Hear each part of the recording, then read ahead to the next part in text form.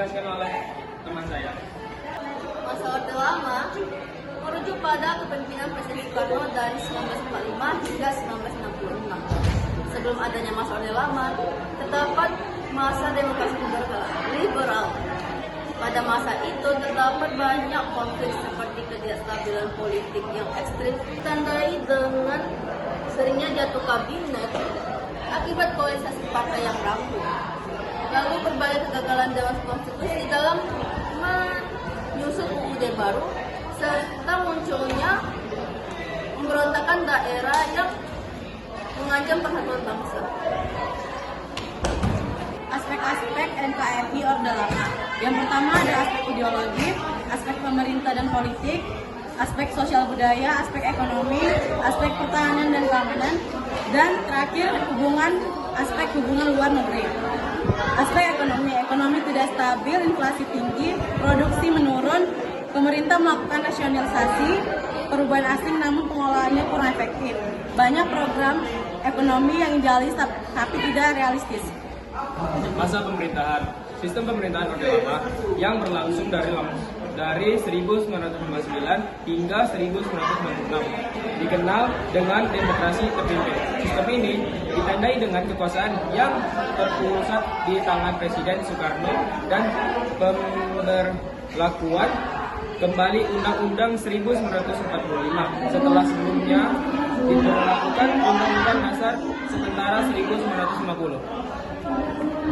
Ciri-ciri sistem pemerintahan Orde Lama itu terbagi menjadi 7. Yang pertama itu demokrasi terpimpin, yang kedua itu kembali ke Undang-Undang Dasar 1945, yang ketiga itu kekuasaan presiden yang kuat, yang keempat itu kebijakan luar negeri yang agresif, yang kelima itu pusat kekuasaan di tangan presiden, yang keenam itu pengaruh militer, yang ketujuh itu dominasi politik. Saya akan menjelaskan demokrasi terpimpin, yaitu sistem ini mengutamakan sentralisasi kekuasaan di tangan presiden dengan tujuan untuk menjaga stabilitas politik dan persatuan bangsa. Dekret Presiden 5 Juli 1949 dikeluarkan oleh Presiden Soekarno sebagai respon atas kegagalan Badan Konstituante dalam menyusun undang-undang baru menggantikan UUD 1950 sehingga menimbulkan ketidakstabilan politik dan ekonomi dalam masa demokrasi liberal, sehingga Indonesia membutuhkan landasan konstitusional yang kuat untuk menjaga stabilitas negara.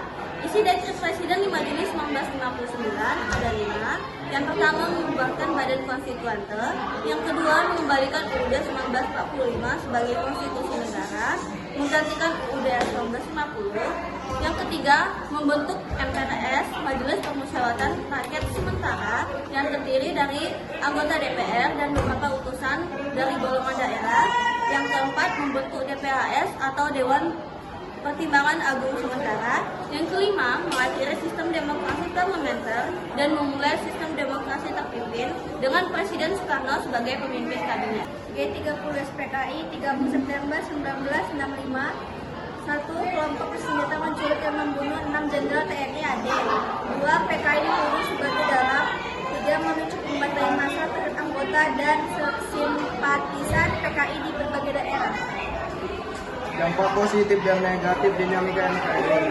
Dampak positifnya yang pertama, persatuan dalam keberagaman. Dinamika memperkuat semangat Bhinneka Tunggal Ika. Yang kedua, peningkatan demokrasi. Setelah reformasi, rakyat lebih bebas menyuarakan pendapat. Ketiga, kemajuan pembangunan.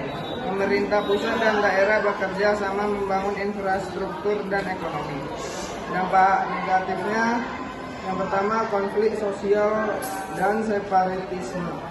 Munculnya gerakan separatis di beberapa wilayah, misalnya di Papua dan Aceh di masa lalu. 2. Kesenjangan pusat dan daerah. Beberapa daerah tertinggal dibandingkan daerah lain. Ketiga, penyalahgunaan kekuasaan. Dalam beberapa era, seperti Orde Baru, kekuasaan yang terlalu terpusat menyebabkan korupsi, pelanggaran HAM, dan pembungkaman kritik.